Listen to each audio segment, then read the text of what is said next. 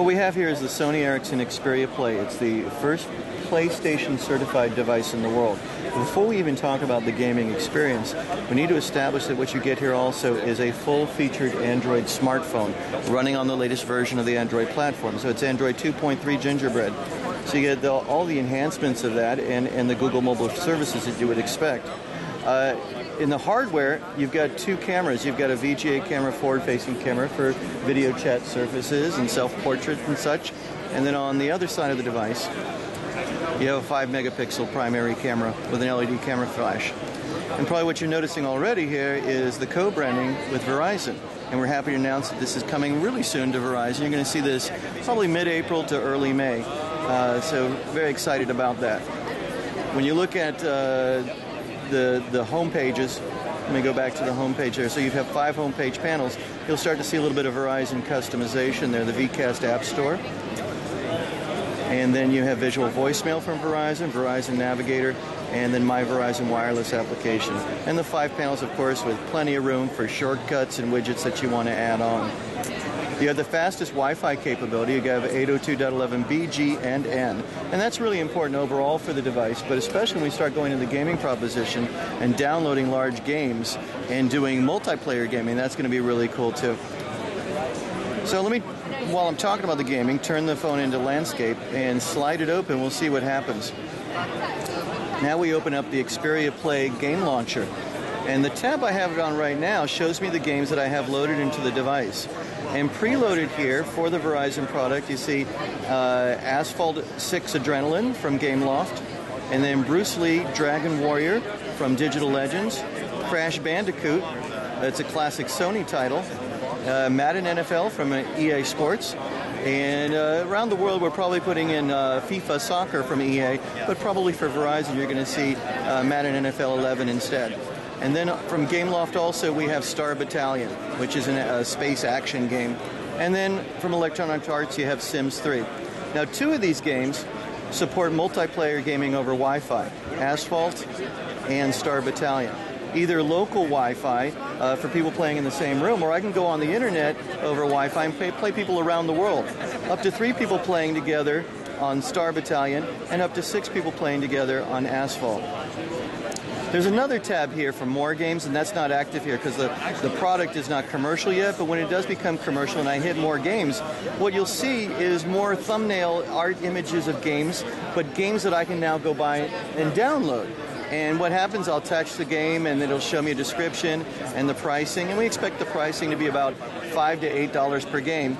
And then I can download the game and play it immediately, and the charge will appear later on my Verizon bill. So it's very convenient. I'll also be able to buy more games from Android Market, where we'll see lots and lots of games being developed and published on the Android Market. So let's open up one of the games and check one out. We'll go to Crash Bandicoot, which, as I mentioned, is a classic Sony title. And you can see the genuine gaming controller here. You've got the D-pad, which gives me all of my directional controls for this particular game. And then over here with the PlayStation symbol buttons, I've got the ability to spin left and right, and there I go and I collect my fruit there, and then I can also jump. So as I move along and I'm looking around, I see some crabs coming up there, I can leap over them and leap over there and go break open another box and collect something and jump around. So you can see a lot of cool actions. And there I'm intentionally falling into the pit so we can start again there and see this particular game. Now there's other games that use the controls differently.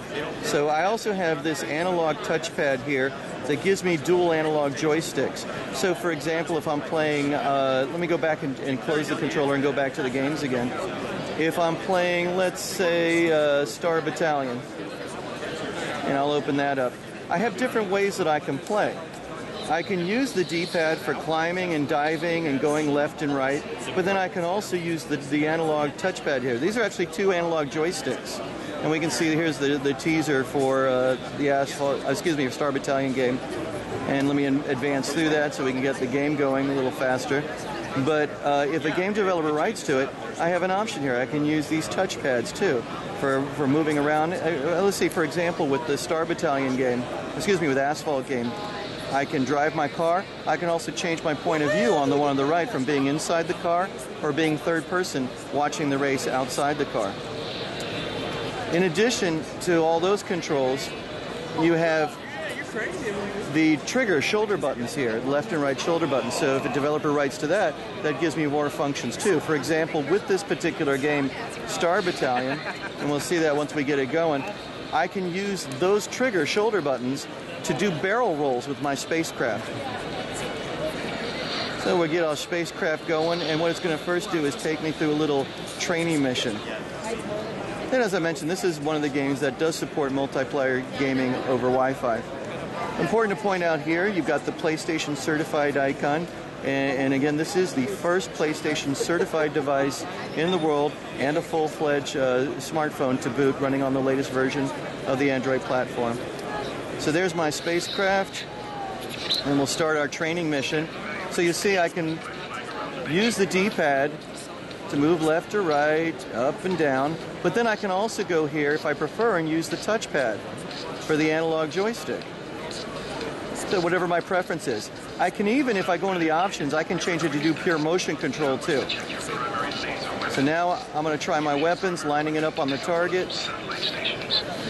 And back up a little bit and start firing. See if I can get close enough. There I go. I blew that one up. Now let me go find another target here somewhere. Where is it? There it is.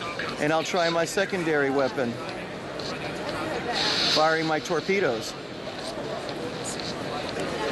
Didn't quite get that one. Let's try a little lower.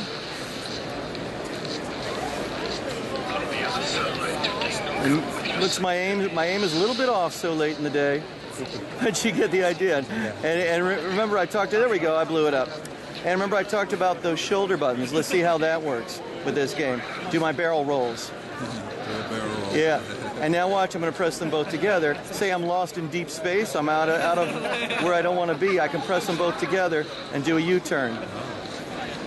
So it's up to each game developer how they take advantage of all these controls.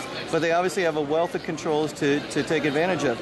And so this makes it far superior to any touchscreen game interface because, for one, you have all these different things that you can do for a complex game.